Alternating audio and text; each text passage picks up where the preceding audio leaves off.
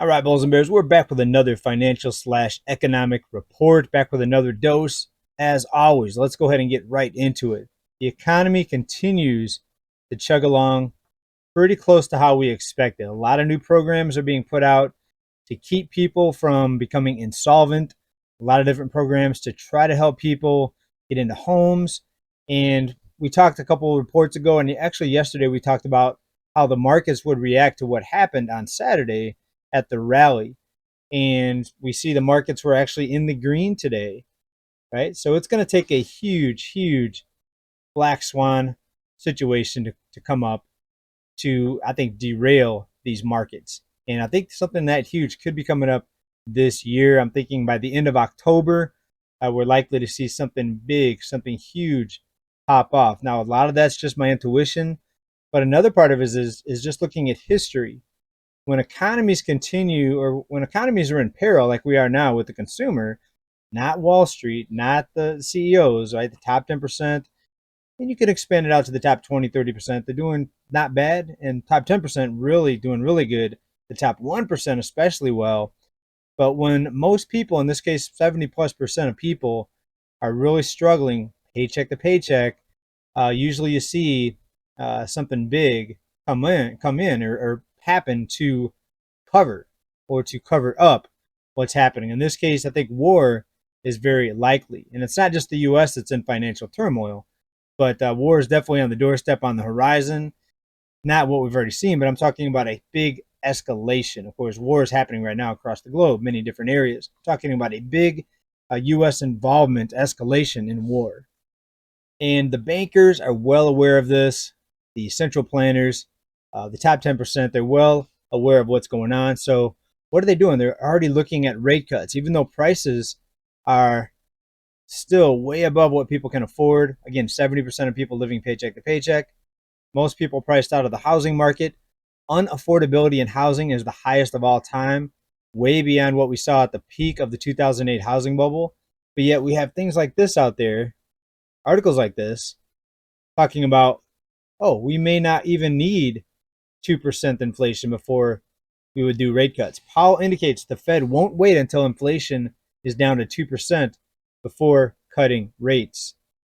So what do we hear for a long time? We heard that we need for inflation to drop down to our target, 2% target, 2% target, 2% target. Now they're changing their tune as we get through the middle of July, going into August. Critical time for the economy, especially with what's happening later this year.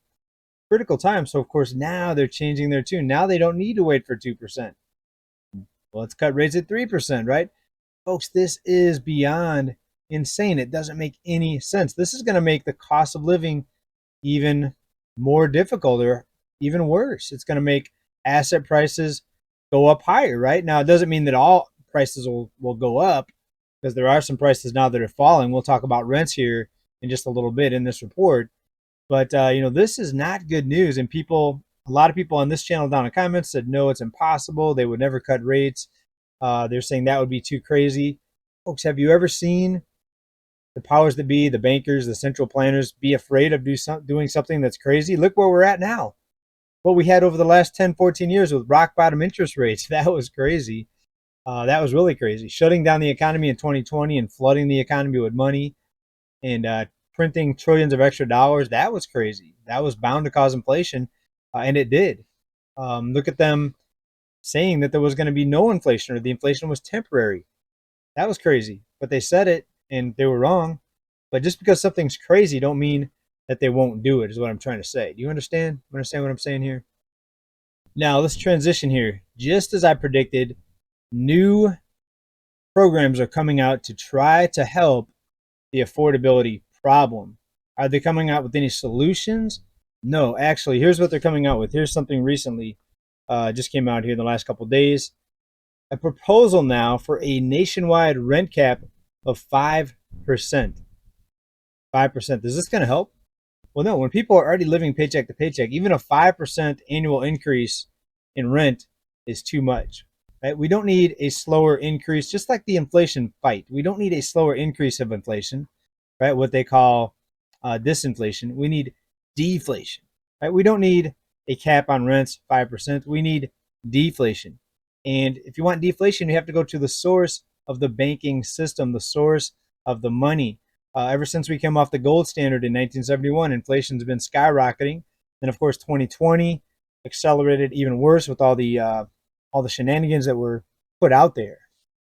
And this is according to WAPO. The proposal will rescind unspecified tax breaks to landlords who raise rents by more than 5%, although it would only apply to landlords who own more than 50 rental units.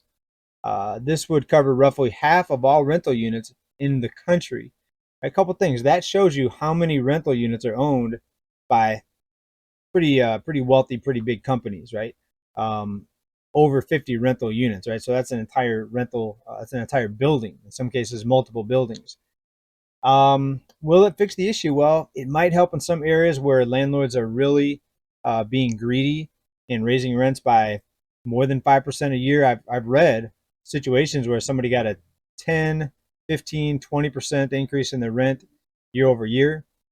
Some of them may have been bad tenants. Other times it could just be the landlord raising rates or raising rents. So we'll see, but I doubt this is going to do any good with a rental cap. But will this fix the problem? Absolutely not. No, you have to get to the source of the money. The source of inflation is the money creation, the fact that you can create endless amounts of money and have it loaned out for people to buy up lots of assets that they normally could not afford because they're buying on leverage, they're buying on borrowed money. It also has to do with, you look at the housing market, it has to do with mega investors, mega corporations coming in and buying up housing. All right, we're going to talk about that again here in just a couple minutes. First of all, another economic sign here, the New York Manufacturing Index contracts for an 8th straight month. The Empire State Factory Index eased this month, and this is now at a 1-year low. So we have to step back and ask yourself, okay, if the economy was strong, if consumers are strong, why would the manufacturing index be contracting now? Now for the 8th month in a row, seeing it at a 1-year low now.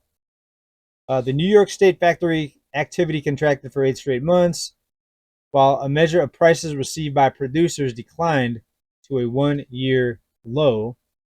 Right, back on the housing for a minute. Take a look at this. 0 down payment mortgages are back. I think we talked about this a few reports ago.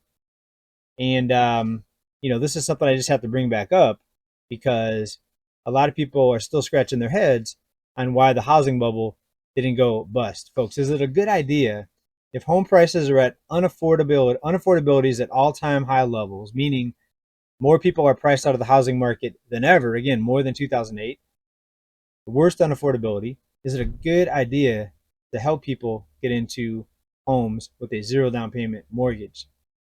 Right? Is it a good idea, or is it going to backfire just like 2008? Well, I guess if the banks are just going to be propped up no matter what, then it doesn't matter. Also, what a lot of people don't realize is what's happening in many different cities. We still have rent moratoriums happening in many cities.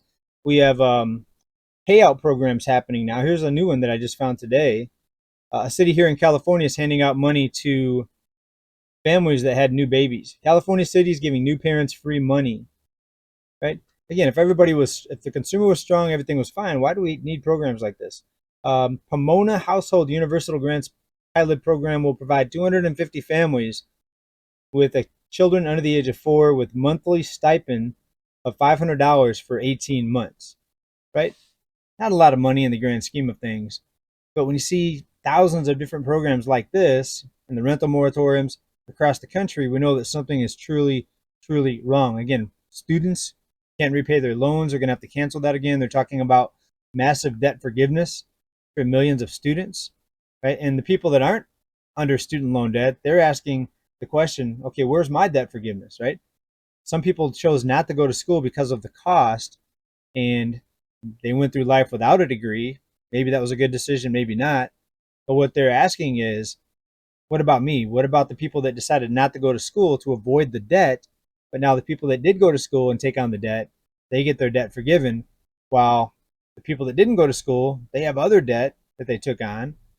Where's their debt forgiveness, right? So people are asking that question here. Let's talk about this, folks. We talked at the beginning of the video about a possible big surprise shock that's going to be coming up, I think, by the end of October.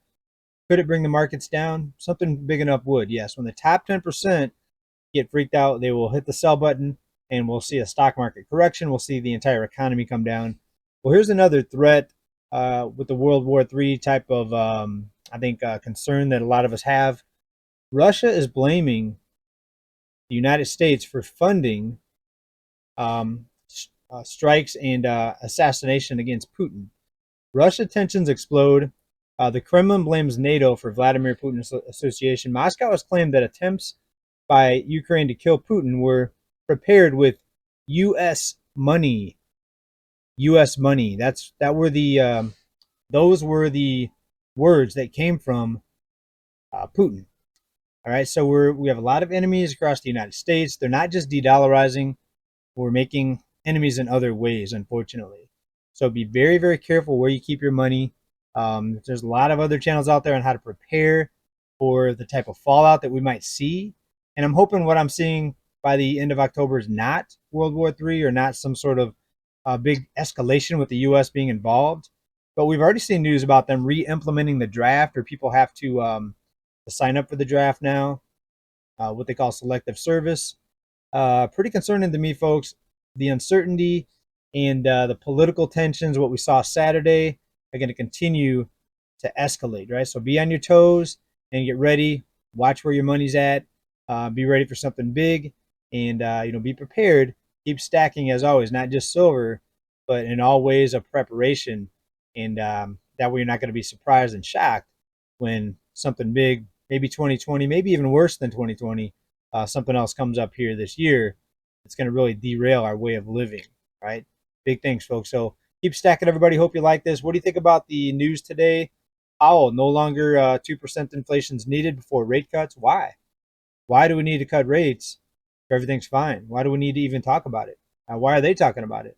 Let me know, folks. All the news we covered today. I'd like to hear what you think down in the comments. As usual, keep stacking. Bye for now, everybody. Peace.